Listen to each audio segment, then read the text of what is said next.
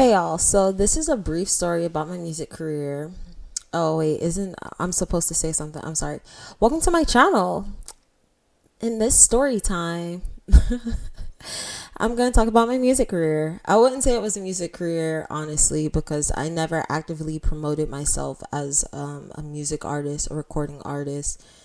No, I honestly, my a part of my inspiration was when I was watching Love and Hip Hop and what's the other show? Real Housewives of Atlanta. And I learned a little bit about the music industry and how really it's the producers and the songwriters who take home the real money from being a part of a label, right? Because you collect royalties.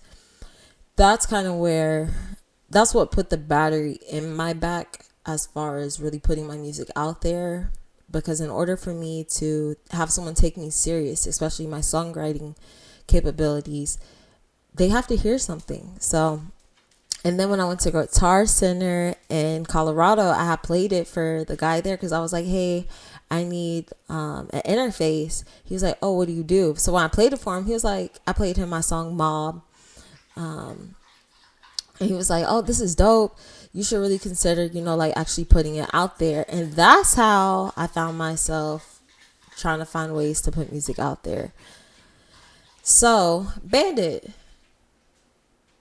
I'm telling y'all, having a dog is like having a child because he don't want to make noise until he sees I'm about to do something, right? So, I originally started learning how to read music, write music, the breakdown of music. When I was like in elementary school, I was taking a music class and she taught us how to read music notes. So then from there, when I got into middle school, I tried out for chorus and show choir, and that's when I kind of learned a little bit more about octaves, notes, and all that. And then, of course, how to put together actual song as far as the hook, the chorus, the bridge, all that good stuff. So from there, I would say like fourth and fifth grade, when my family had just moved to Georgia, that's when I started writing poetry.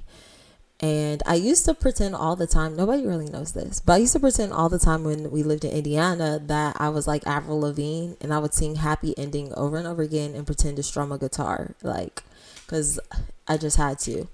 So then once we got to Georgia, that's when I started writing poetry, and I had become, I wouldn't say obsessed, but I was really like, I just admired the way Lil Wayne put together the Drought 3, like how he was using metaphors, similes, like his catchphrases, and then the way he would take a song I didn't really have interest in the beginning and made it to where it was like, dang, this is pretty popping, right? So from there, I kind of was like, let me try and piece together, a song. So that's how I started writing. And I used to have like binders. Like when I was married, I kept like, I would keep my songs hidden, y'all. Suitcases and backpacks that had songs in them that I had wrote. And then while I was living in California, I had learned to start playing the guitar because I already knew how to read music. So we had a keyboard and I would play like hymns on it and stuff. But I was like, okay, well, I want to try to play a guitar, especially because around that time, Taylor Swift was really popular. And I don't know why, I've always had an interest in playing the guitar. Like, it was just something that I've always wanted to know how to do. And then if it wasn't the guitar, it was the ukulele. So from there, I just kept writing and writing and writing. And then people would like, well, I had a little hater within my family. Y'all ever feel like some of your family members be jealous or haters? But anyway, so I got a little discouraged. I had a moment where I was discouraged and I just didn't want to share my stuff with anyone anymore because they would say things that would really hurt my feelings. But then once I joined the army, I had started meeting other people who were doing music. And then I was watching, reruns of Real Housewives of Atlanta, and I remember Kim Zolciak. She was like, "Oh yeah, I don't know how much money's in TuneCore," because she didn't want to pay Candy that money. So I was like, TuneCore, let me see what TuneCore is. So then that's when I found out on TuneCore you can put your own music out there. You don't have to have a big label to get it on a streaming platform. So from there, all the music I was working on, because before I joined the army, I had put like 2 songs out on YouTube. they're unlisted, so now you can't see them. But yeah, I had 2 songs out. I had put them on YouTube, and I was like, all right, bet. So then I had bought like a mic, this little interface or whatever, and I just used to practice freestyles in my barracks room in Colorado because I wanted to get better. And then when I got to Korea, I had found out my ex-husband was just really on some shicey stuff, okay? And to me, music's always been a thing of, I need to put this out there. I wouldn't say that I grew up in a situation where like, oh, I can express myself openly, right? That wasn't really a thing. So I kind of used like music to get out everything that I wanted to get out. And so that's what I did with that song. The first song I had ever put out on a streaming platform was called Testimony. And a lot of my friends liked it, which encouraged me to put out more.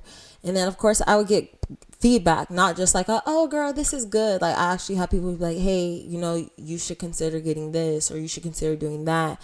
Or my one friend, Destiny, she was like, oh, girl, I like when the bass dropped. Then you switched up, those type of things. And I had just kept putting them out. And then I went through this horrible, like, depression, y'all. It was so ghetto. Like, my whole world had came crashing down. I was, like, in this really ghetto relationship. It was just a mess. So then I was still I was doing music, writing stuff, singing stuff, And then, of course, around that same time, that's when I really was like, you know what? Let me continue to put stuff on TuneCore, but then I also got involved with ASCAP. So I registered on ASCAP, and ASCAP helps collect royalties that TuneCore leaves on the table. And me, baby, I was trying to build a portfolio so I could be like, hey, this is what I do. This is what I do. So I would say around 2021, that's when I actually jumped into therapy and really like focused on, cleaning myself out, gutting my demons, and getting healthy. And ever since then, y'all, I really haven't wrote anything. Like, it was like, I'm really good at writing sad stuff. Like, I'm really good at expressing those feelings. But when it came to writing, like, happy stuff, it feels weird, like, recording it, performing it, doing those type of things. Like, the last song I recorded was called Goodbye Shayla, and it was a ballad. That was probably like the hardest song I ever had to record, not just emotionally, but like, physically. I never released it. I probably should, but yeah, I never released it. It was just, I hit a moment where I had read an article where The Weeknd had said when he was midway through tour, he was supposed to go on tour, but then, Selena Gomez broke his heart, right? So he came out with Dear Melancholy or Welcome Melancholy, whatever that EP/album's called. And he was just like, everything that I was going to perform, I wasn't feeling it. And I don't like performing things I'm not feeling. And when I read that, I was like, I identified with that because I am really good at writing sad stuff. I'm really good at like recording, putting that out there. But when it comes to this happy space that I'm in, this joyful space that I'm in, I do not know how to put that on. I can put it on paper, right? I don't know how to project that to where it feels natural, because for so long and I'm 27, so I would say for about 24 to 25 years of my life that I've been living, I was not I wasn't happy. Like, I wasn't happy. I always had something that was like trying to kill me. Like, for a moment I thought, like, I was asking God, like, God, did you wake me up to do me like this? Like, take me out today. So now I'm kind of considering getting back into it, but I more or less want to get back into it on the way of just writing. Like, I don't want to record anything. I don't want to publish anything under my name. I just want to write it and then have someone else do it. I had even started my own label, but I'm about to cancel that LLC, okay? I had started my own label. It was called Turntide Entertainment. And under that label, I wanted to sign artists. Like, I wanted to sign artists and songwriters and producers. One of the reasons why I also joined the Army is because I wanted to open up a music studio. Like that, I was supposed to be saving money to open up a music studio that was going to be a part of my shopping plaza. And if you don't know what I'm talking about when it comes to this, check out my first video on where I'm talking about why I decided to become a YouTuber.